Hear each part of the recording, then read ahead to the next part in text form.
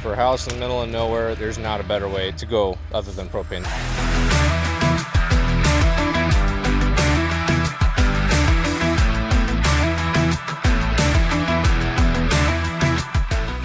Today, we're gonna go set a 500-gallon tank up Cherry Creek on the other side of the river. We're just gonna do an outside, simple 10-foot trench set. We're supposed to have the space cleared for us. Most of our jobs have something quirky going on, something weird. Usually they're bigger jobs. A lot of people these days are doing additions to existing systems. Before we were doing full installs the way the economy has been going. Everybody's well established in this county at this point. You would think we were hitting some sort of a plateau, but it just changes and people are adding to their systems and adding shops and second living quarters for their families to move in from coastal states. We do a lot of upgrades to systems, so to speak, not necessarily just new sets. Right now, we're looking to see which of these tanks might have some pre-filled gallons. Sometimes the drivers will come and put up to 5% already prepped in the tank. If we can save ourselves the trip back to the office to put some gallons in the tank, I'm just gonna do that. I'm gonna back up, pick the one up in the middle there. That one's ready to go for us. There's so much weight offset on this truck in a goofy way. If you were to use this boom without your downrigger set, you're gonna screw up the suspension pretty quick. I have another set of 4 on the front. They're manual set ones. If I'm doing hard corners near the front of the cab, gotta use them. If you're coming off the truck either side to side, you can get away with just the back ones if you're setting the angle or straight off the back of the truck or something.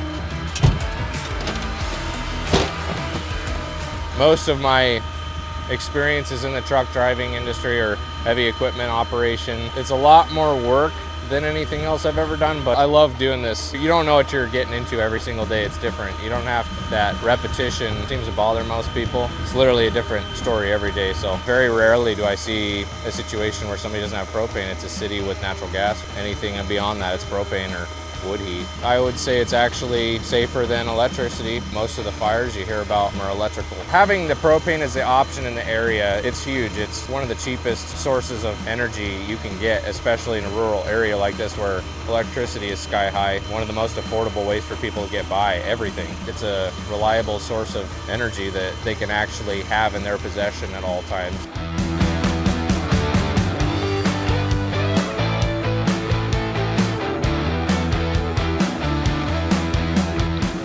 For the tank, we were thinking having it just 2 feet off that fence there, just so you could walk. You got a nice flat spot there, so looks great. Trench is good. Trench is perfect, yeah, everything's perfect. As level as the ground looks, you just have to work with it. You can have a level tank and unlevel blocks, so I'm just throwing some extra soft dirt in so when I press that tank down, it just sucks right in, won't have any wiggle to it. When I set the tank, I just eyeball everything. Usually works out pretty good for me.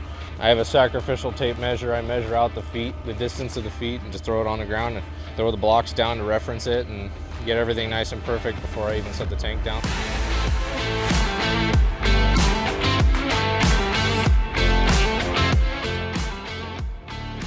For a house in the middle of nowhere, there's not a better way to go other than propane. There's wood heat and propane. One or the other is the backup to the opposite. We get maybe one person every year that switches to all electric, and usually they come back. Electrical is either too expensive or not efficient enough.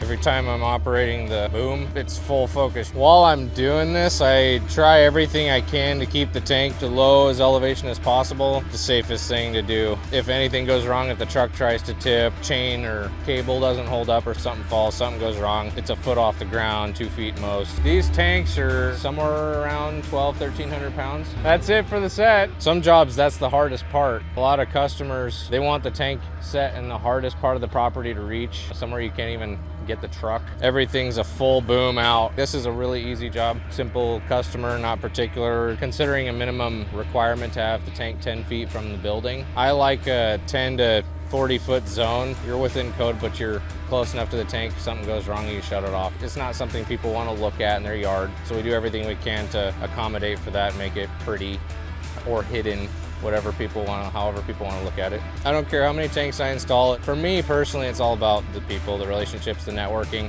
It's something I personally enjoy.